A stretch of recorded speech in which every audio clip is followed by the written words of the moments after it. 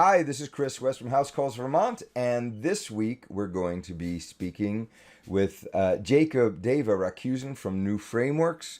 New Frameworks is a design build company in right now in a number of parts of western Vermont, northwestern Vermont. I know you guys had an office down in Burlington, but you have a warehouse in Essex, and you and Ace and other people are dotted throughout the state. So welcome. Let me get this set up right. Welcome, Jacob.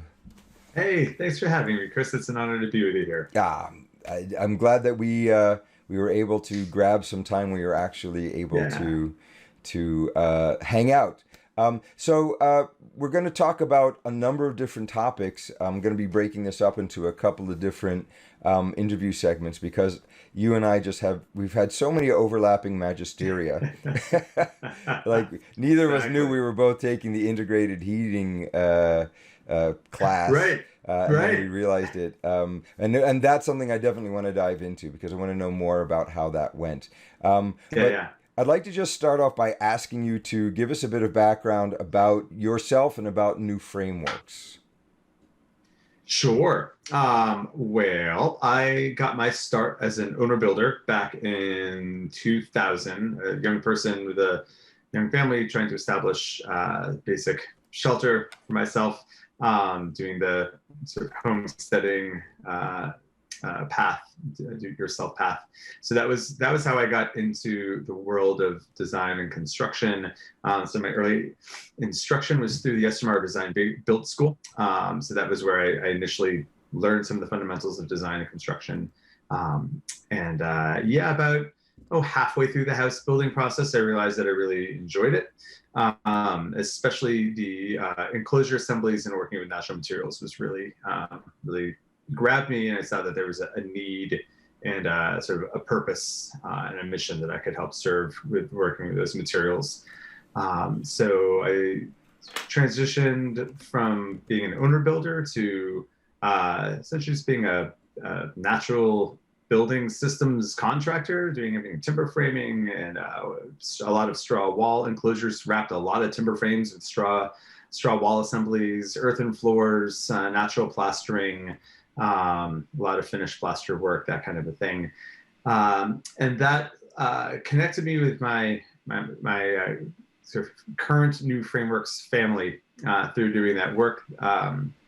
Ben Graham and Ace McCarlton, Julie Krause, and Jack Mills and I were all sort of doing this work.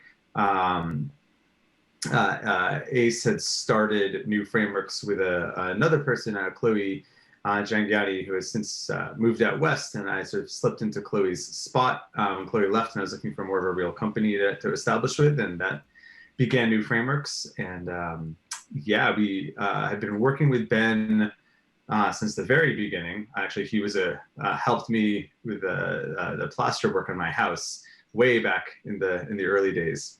And he was doing a lot of design work and construction, but we were doing a lot of build work on his designs. We would bring him in when we needed design for something, and then partnered together to be a full design build team. And then over the years, we've sort of branched out. So our roots were in custom residential, kind of eco-centric, high-performance building. And I would say around the financial collapse at the end of the last decade, 2009, 2010 or so, really started going pretty big on working with existing buildings and working with existing built infrastructure and kind of broadening our scope there. So that over the last decade or so, we've sort of continued to grow our building performance team and deep energy retrofit work and a lot of rehabilitation work on existing buildings, as well as continuing to do new build design, full design build work. And our design team has matured, so we're doing a lot of just straight design work, and design consultation is a big thing for us now, as well as products. So we build doors, all natural, high performance, sort of passive house level doors, enclosure doors, as well as structural straw insulated panels, enclosure panels. And those are Um, called Griffin panels. yes, You so guys are Griffin is going you're our going full product D and imprint. D on this, right? Yeah, exactly. Well, it started with the door line, and Griffin door was just too good of an opportunity to pass up as a door line. And so Griffin panels is the panel line. We've had all sorts of additional puns of what we could do there, but it gets more complicated with the branding. So we're trying to be consistent with all of our products are Griffin products. How deep can you go on a pun and have it still make sense to the people who aren't in on the joke? Exactly. Some of those are better left for internal conversations. Yes, exactly. Well, I remember our first interactions were back when I first joined the Home Builders in like 2011, 2012, and was running the Green Council, which at the time was a small group of builders within the Home Builders, the Vermont Home Builders Association, Home Builders and Remodelers Association. Let me not drop the poor remodelers from that acronym. And we had a couple of opportunities to have ACE at that time come in and talk about natural design, designing with natural materials, but also I remember very clearly at the time you guys were working on the building science of air tightness on straw bales, because that was a nut that hadn't been cracked, and infiltration, as we both know, is a huge part of getting a house to a high performance level. So that's what I remember from way back. So it's the best thing about getting old is you just have this wonderful bank of memories to pull upon. As long as they stay there, who knows, another 15 years I'll be drooling in a cup. But for right now, they're still very fresh in there. So far, so good. Right. So tell me a little bit about the New Frameworks is a really interesting type of company. I mean, you guys are not just doing natural building. It is branched off into social justice. You as a company, ACE as a stander for trans rights and acceptance in society, and you guys have always been one of the most colorful groups at the Better Building by Design, which is kind of the Vermont local high performance and passive house type, meeting every year. And you guys have been pushing the envelope on some very, very basic and very important social bits about the construction industry. The construction industry has got a history, even now in Vermont. The majority of builders in Vermont, the guys and women and other people who are working on construction sites are mostly, cis white men in their mid to late 50s. We're having a lot of discussion about workforce development. We had a big meeting this past Thursday, and one of the things that came out of that meeting is it's not enough to have a place for these people to work. Yes, we have to find people. Yes, we have to train them for minimum skills to be on the job, but they have to have a work environment that is conducive to this new reality that we're living in. That's not the reality of 1970s happy days. This is a more inclusive. We're opening up our world.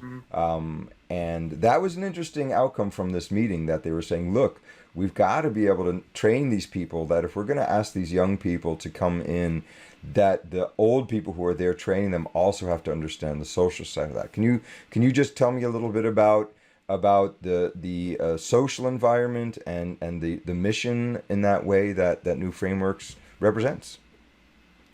Yeah, thanks for that question. I really appreciate that. I think we get known more specifically around our ecological, light ecological footprint construction, and really the green, friendly for the planet parts of our work. You're not getting out of this interview without talking about embodied energy. Don't worry about that. We'll get back there. I'm looking forward to that. We're gonna get there too. Yeah, totally.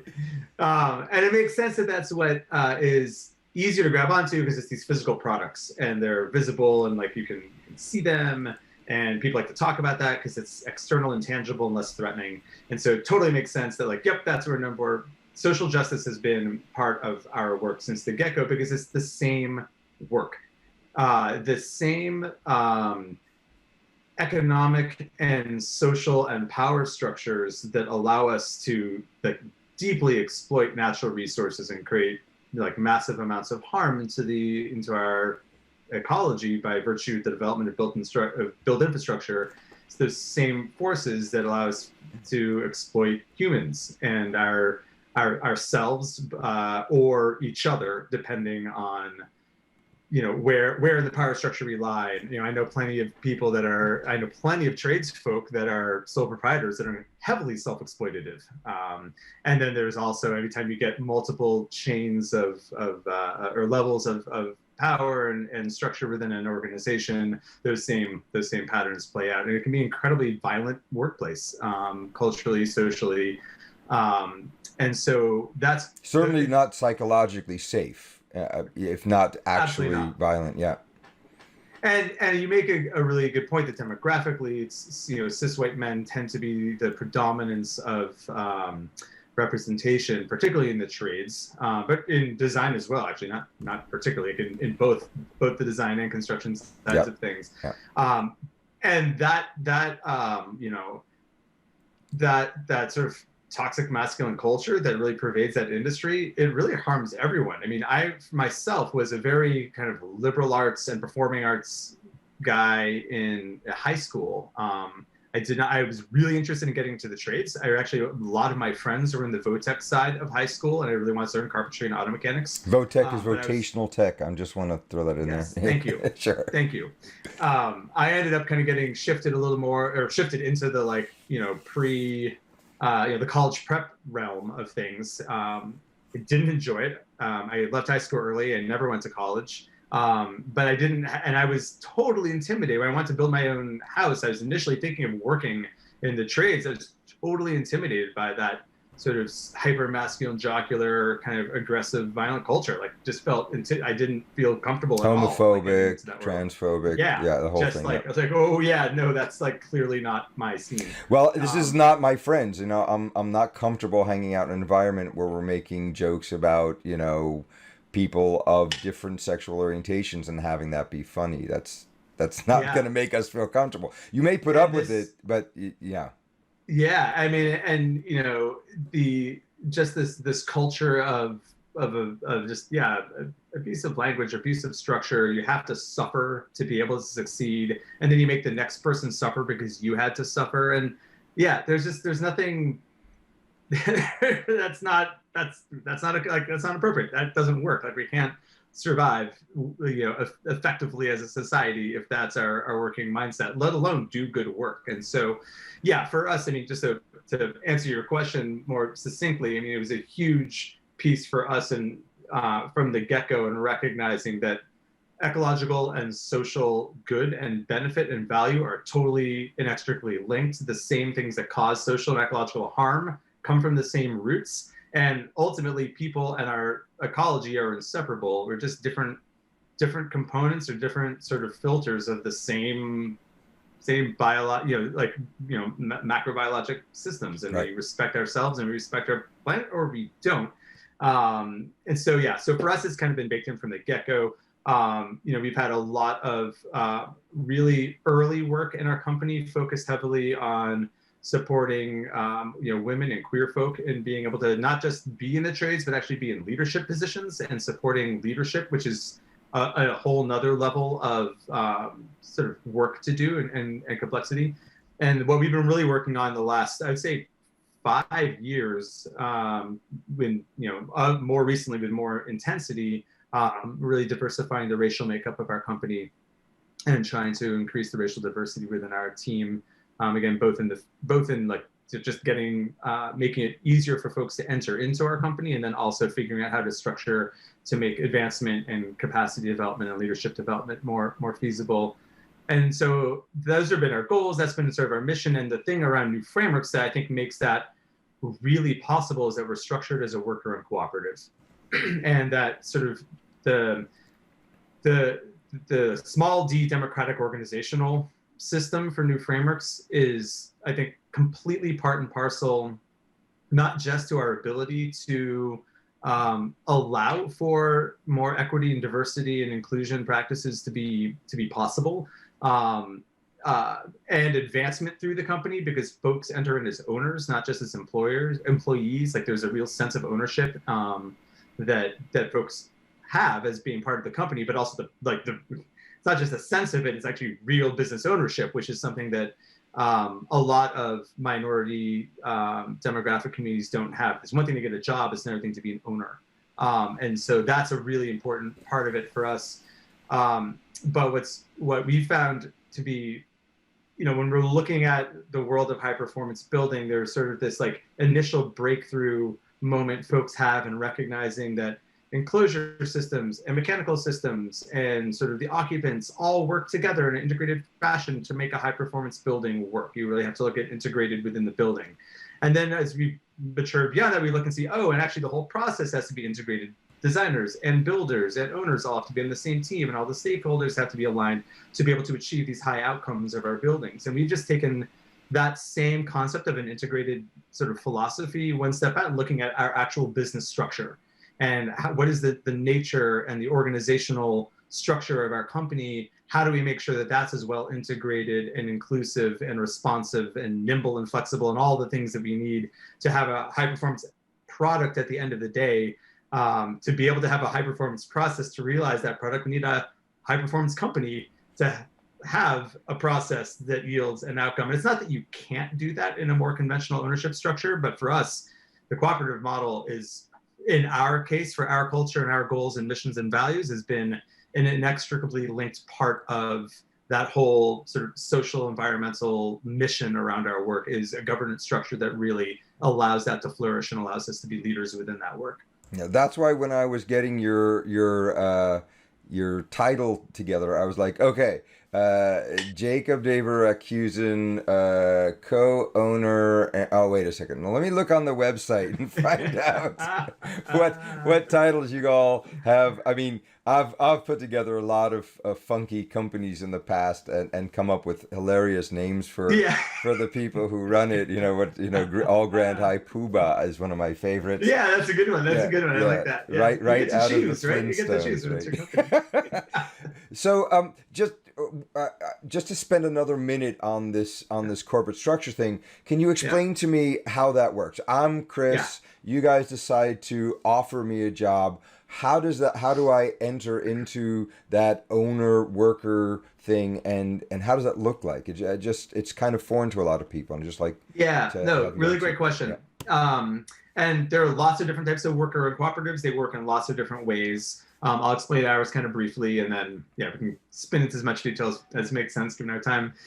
So we're technically an LLC and structured as a multi-partnership LLC. So we're not a cooperative corporation. Right. So we don't have any employees. There's no employee structure. Everyone enters in as an owner.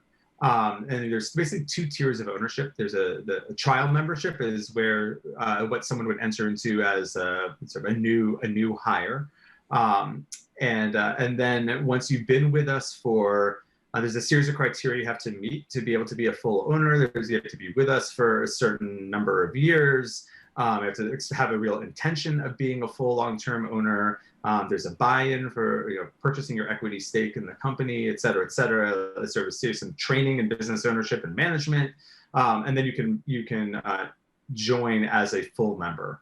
And that is what it sounds like. It's a full ownership stake. A voting member in an LLC as described by the state laws, right? Everybody who is a member in an LLC, a membership LLC, has a vote towards things. So okay. Yeah, but so our governance structure, it's sort of, the companies run in sort of two different. There's operations and there's governance. And governance is like sort of how the company is run, decisions around policy and overarching sort of governing our organization. That's exactly, say we have a board that is elected amongst the full membership. Did you say Borg or board? Board. Okay, right. It sounded like you said Borg. Borg. We could change that name because that actually sounds a little more interesting. Those meetings might be more fun. No, they're great. They're fun meetings. But we have a board, D with a D, made of the full members that is responsible for all the policy development and overall governance of the company. We have a kind of a modified consensus decision-making process that the board follows for that. But then when that's just the governance of the company. A lot of people think like, oh gosh, that's so inefficient because you have to have a million conversations and all the paint colors are decided by committee. And like, no. In operations, it's very hierarchical in what would be very familiar to a lot of jobs, or in the case of the design side and architectural team, in that there's, there are lead builders or the lead designer, and then there's, skilled folks that kind of work all the way down under that to apprentices, and folks report up to other people, and that there's those familiar patterns of how decisions are made in operations are, that looks very similar in terms of the organizational structure.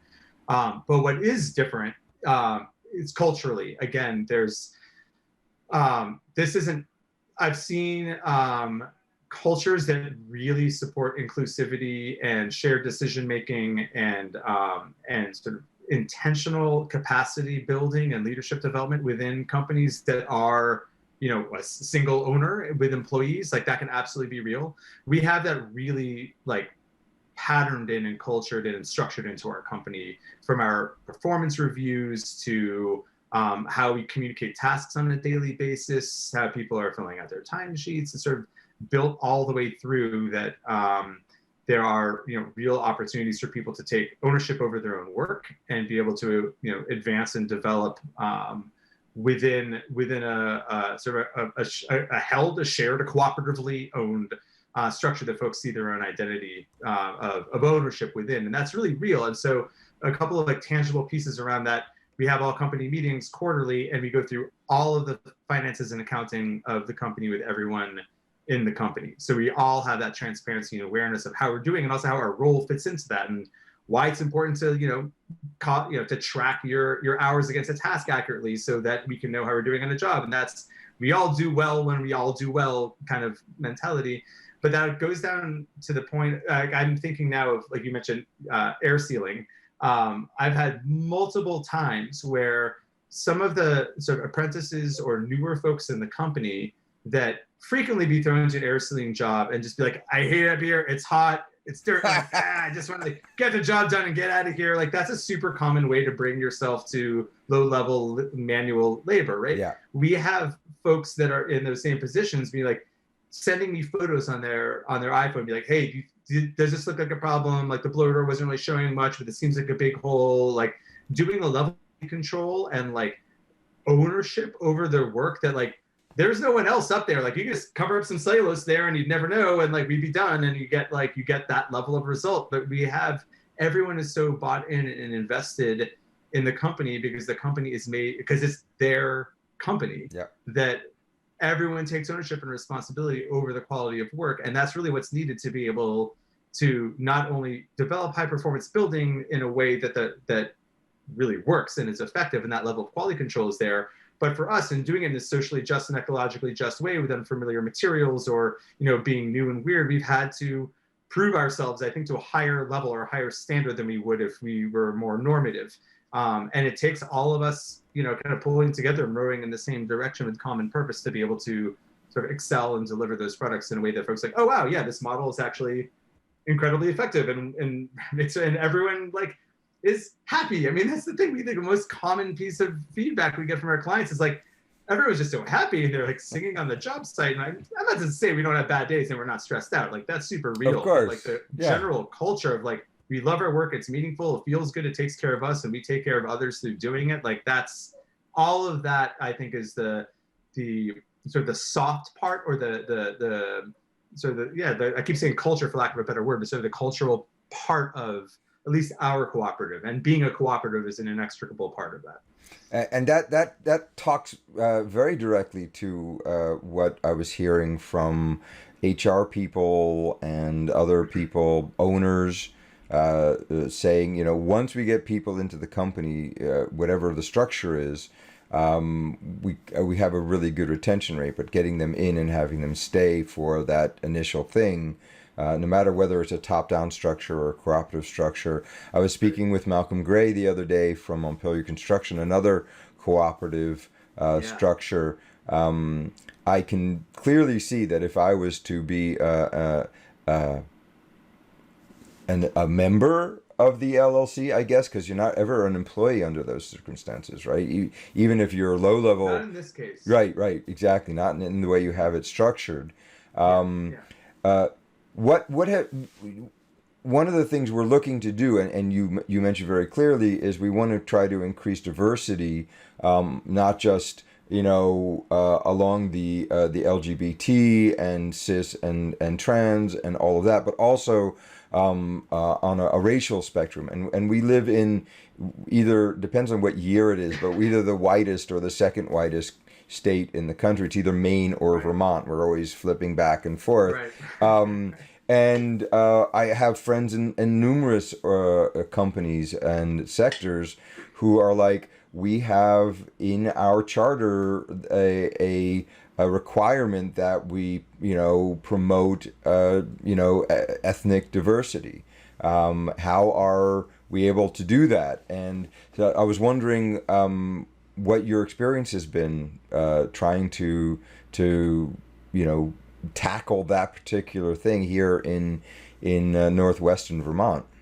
Yeah, it takes a lot of intention for sure, and I think I'll speak to like our process has been around hiring in a second, but just on a really overarching level, I think what's really critical, and I say this not as someone that has had this huge wealth of experience and speaking from some position of mastery. Like I can speak from a position of mastery on embodied carbon. I just want to be really clear. And we'll get there. Speaking from a position, yes, like that'll be like a little more comfort zone. Yeah. I'm not coming from a place of mastery as much as a really sort of humble practitioner of bringing Jedi principles into our work and learning a whole lot along the way. And this is like, what is a vibe? Yeah, like really, how do we do this? Like, I'm literally in the middle of an active training so that the Vermont Businesses for Social Responsibility put on, like a multi-month training on Jedi practice. Like this is active work. I'm very much a student in this, but what we've found thus far along our journey, it's one thing to recruit people along demographic lines. It's another thing to create a culture in which folks feel like they can actually be comfortable and safe and thrive. And there's another thing entirely for folks that feel like it's not just a job but a career, and they can advance and take and really like have development potential within an organization. And those are three different things, and all need to be addressed accordingly to have that potential. We're seeing even within our structure, even as like everything I just said about our cooperative structure and how inclusive it is and how much potential people have for growth and ownership and whatnot, are also seeing like there are some limitations we're seeing in having, for example, governance be controlled by full membership. That takes quite a minute to be able to get full ownership, and there's a financial barrier to that, and there's a time barrier to that, and that's actually a liability for whole like segments of the demographic of that we're trying to bring in. Yep. So we're working on looking at that right now and figuring. So it really guts all the way out to the barriers and biases that are built into the organizational structures of our companies. And I just want to be really clear that like we're all the way out there when we're talking about how do you do that. But again, kind of like, the materials are the easiest thing to look at and be like, why is that green? It's the hiring process is the most like tangible piece. It's like the first step. It's the immediate thing of actually getting people into the organization. We've looked at a couple of things. It's really easy to, and in some ways like super reliable and helpful to have like a word of mouth or direct network connection for folks coming into your organization. And that's awesome. But in that most of our networks tend to be pretty homogeneous and tend to reflect ourselves. Right. It means that's a pretty poor way of being able to reach out to communities. For diversity, yeah, across. Completely. Yeah. So there's some like real active work that goes into like intentionally moving beyond, your immediate circles or the easy places that you already think to look at, because that's only going to reflect back your own experience. We're trying to bring in other people, different experiences. You have to find where they are and meet them there. Right. So we cast a broader net in terms of, we actually had some support from other organizations helping us do some outreach for hiring and whatnot, but that's definitely been a part of it, like looking regionally. We've been trying, recruiting for folks to come into Vermont.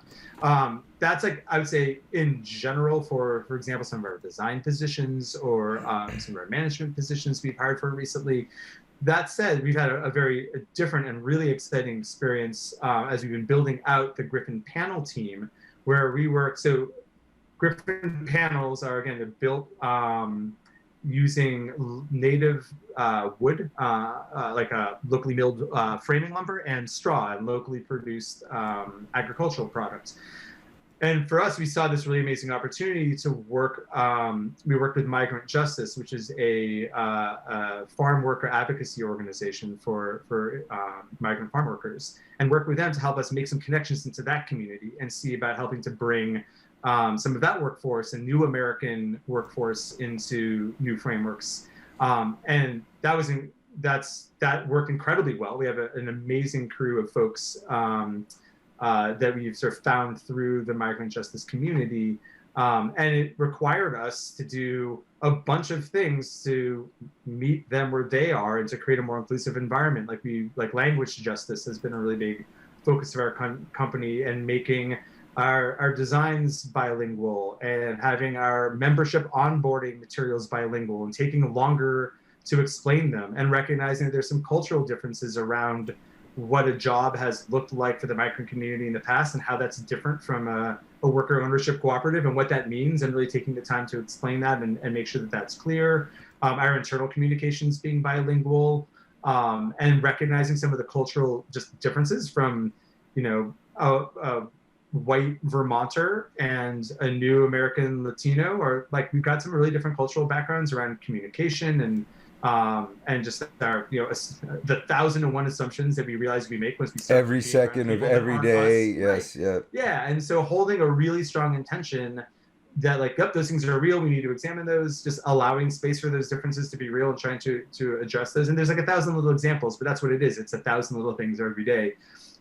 So that doesn't really show up in policy quite so clearly as much as it does like embodied intention of like, all right, we're creating spaces for different types of folks to be here, and that's been enormous for us. And we now have non-native English speakers I said that entirely incorrectly. We have not first language English speakers. Right. English is a second language speakers. Yeah.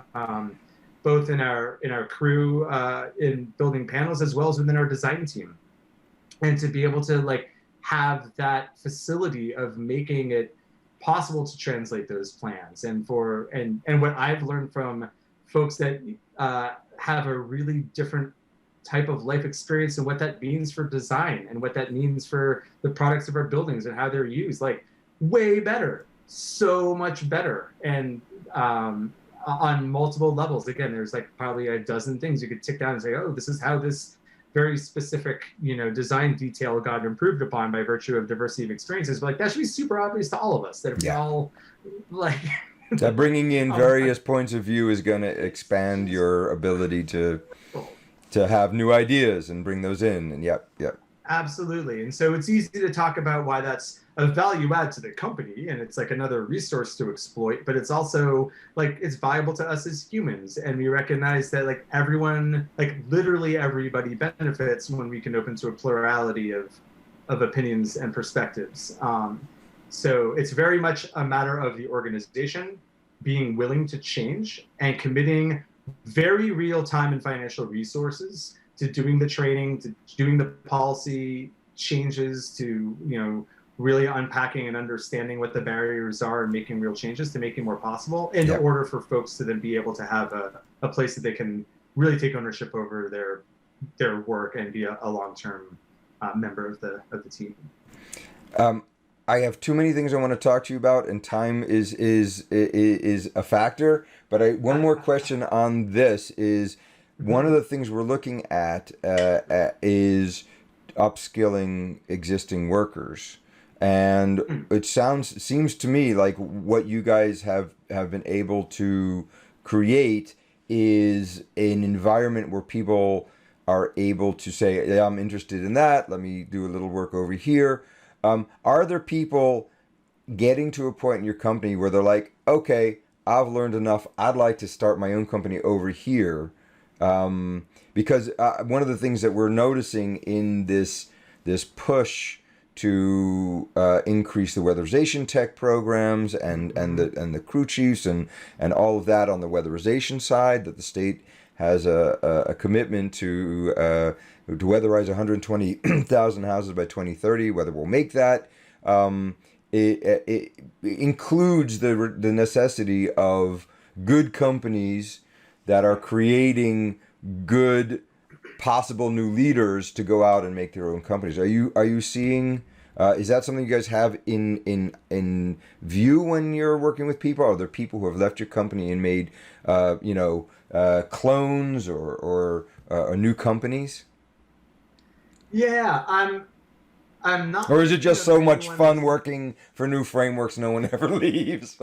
I mean, that's more common right now, and there are definitely folks that have worked with us for a while and then have gone into other things, and that's the examples that come to mind are folks that were really more interested and focused on doing like fine woodworking and shop work, which is only a small portion of the work that we do. So not a good fit there, and other folks that really just didn't want the scale and structure of our company. I really want something a lot more, small scale and stripped down. Like that's totally great too. In terms of the content of the work, and you mentioned home performance. So I started our company's building performance team in like 2012, 2010, sort of back in that era. So I was getting trained up and starting to do weatherization work and did it for a while, like 5, 6, 7 years, something like that. And then I had to stand down from doing field work because I was just too involved in design and sort of management stuff. And so that work kind of got quiet for a minute in terms of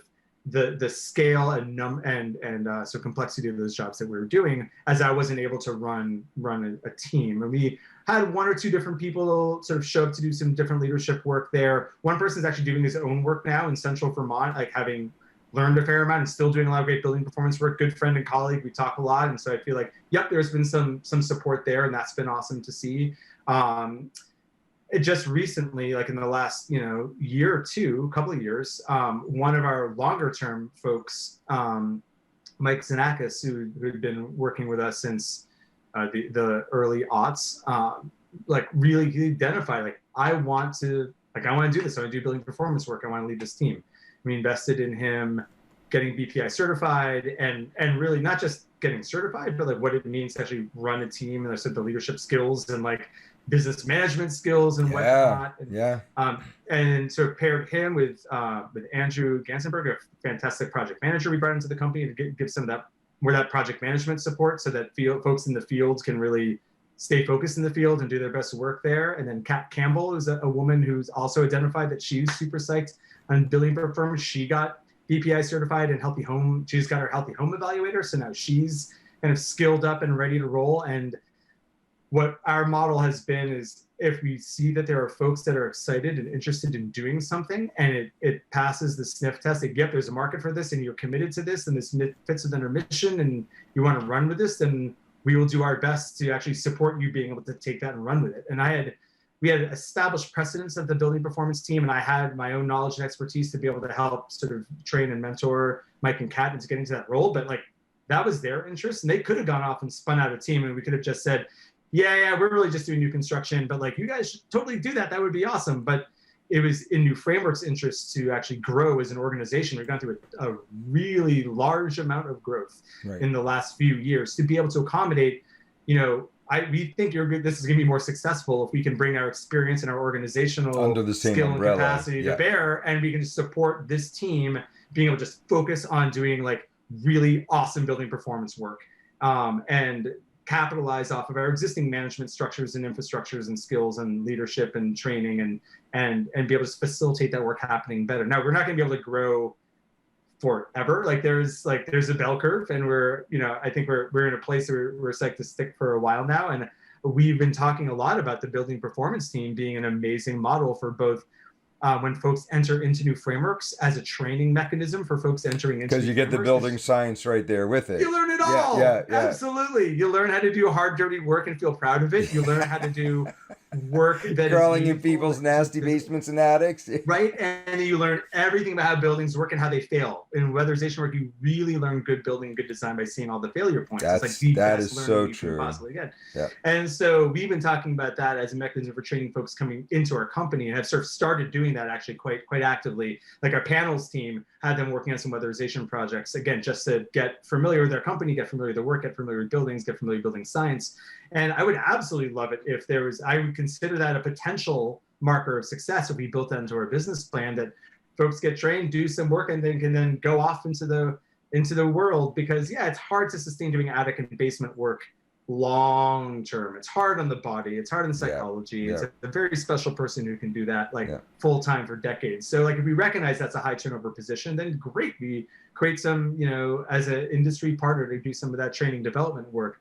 I've been doing so much building science education for well over a decade of my career, from writing books to teaching programs to consultation to workforce training to training within our company. So that education and industry support and industry improvement mission from within the private sector has been such a part of what we've been doing since the get-go. I feel like, yeah, that's just, it's all our responsibility. And for those of us that have that capacity, it's like really our responsibility to try and bring those resources to the community. I couldn't agree further. So here, what I'm going to do is I'm going to say that was awesome. We're going to hold that as part one of the interview. Love it. Yeah, well covered. Good stuff.